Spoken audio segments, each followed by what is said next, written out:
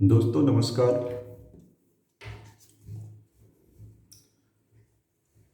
आज की श्रृंखला में बैंकिंग और आर्थिक जानकारी की श्रृंखला में मैं आपके सामने आज लेकर आ रहा हूँ DHFL की दास्तान। इंडिया का सबसे बड़ा बैंकिंग फ्रॉड, आपको याद होगा, यस बैंक और DHFL की कहानी। आप देख रहे हैं बी कुमार बैंकिंग चैनल। दोस्तों, ये DHFL का फ्रॉड, जैसा कि हमने कहा कि इंडिया का बिगेस्ट बैंकिंग फ्रॉड था। ये फ्रॉड कैसे हुआ? DHFL ने क्या किया? इसने 87, अभी जो कुछ भी मैं बताने जा रहा हूँ, CBI ने अपना चार्जशीट कोर्ट में दाखिल कर दिया है। उस चार्जशीट के आधार पर जो जानकारी निकल के आ रही है वो आपके सामने ला रहा हूँ। DHFL ने 87 सेल कंपनीज बनाया, जो एक्चुअली कंपनी था ही नहीं। फिक्सिशियस और जाली सेल कंपनीज बनाया और उसमें 2,60,000 फर्जी बोरोवर बनाया। कितना? 2,60,000 फर्जी बोरोवर बनाया।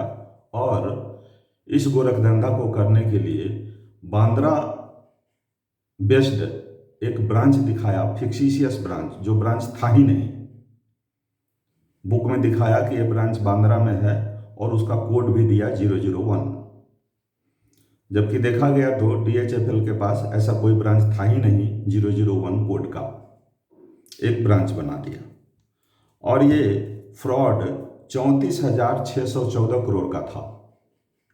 34,614 करोड़ इन्होंने लूट लिया। और उस लूट के पैसे से इन लोगों ने मजा किया, आनंद किया, जिसका एक उदाहरण आपके सामने है। एक कपिल और धीरज वधवा, इन्होंने 24 पेंटिंग खरीदा सिर्फ 63 करोड़ का। 24 पेंटिंग कितना का खरीदा? 63 करोड़ का। अभी चार्जशीट के आधार पर CBI ने जितने भी 75 एक्यूज्ड हैं सबको सम्मन कर दिया है।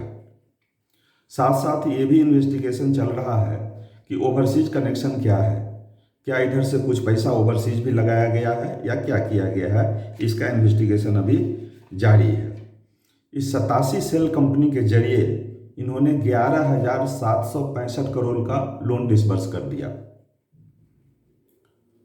इस लोन को डिसबर्स करने के लिए जब भी बैंक लोन देता है, कंपनी का जांच पड़ताल करता है, प्रपोजल का अप्रेजल करता है, प्रोजेक्ट क्या है, असेसमेंट करता है। प्रोजेक्ट था ही नहीं, असेसमेंट क्या होगा? कुछ नहीं होगा। और ये पैसा कहाँ से निकलेगा, डिलीवर किधर से होगा? बैंक के बुक के मिलान के लिए बैंक का तो रिकॉन्सिलिएशन होता है, नहीं तो पकड़ा जाएगा तुरंत। तो उसने एक फिक्सिशियस ब्रांच बना दिया और उसी में पैसा वो ट्रांसफ़र होता था और वहीं से डिलीवर होता था। और इस प्रकार इन्होंने 11,765 करोड़ का लोन डिसबर्स कर दिया। कितना दिन में? 2007 से लेकर 2017 तक में।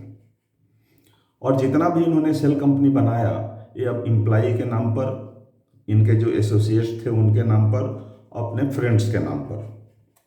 और ब्रांच का कोड हमने जैसा कि आपको बताया कि 001 इन्होंने क्रिएट कर दिया, एक ऐसा ब्रांच जो ब्रांच था ही नहीं।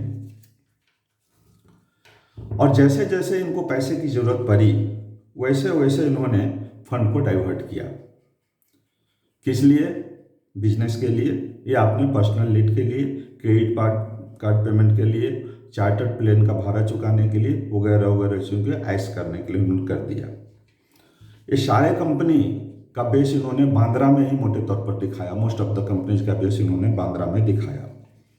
लोन अवेल करने के लिए कोई प्रोजेक्ट ही नहीं था। एक्चुअली किसी भी बैंकिंग कंपनीज में लोन जब अप्रूव होता है तो एक CAC होता है, क्रेडिट अप्रूवल कमेटी। वो कमेटी निर्णय लेती है कि ये लोन दिया जाए, न दिया जाए, कितना दिया जाए। ये सारा नियम कानून इन्होंने हवा कर दिया, कहीं कोई नियम कानून नहीं। और कपिल वधवा ने सारे लोन को अप्रूव किया।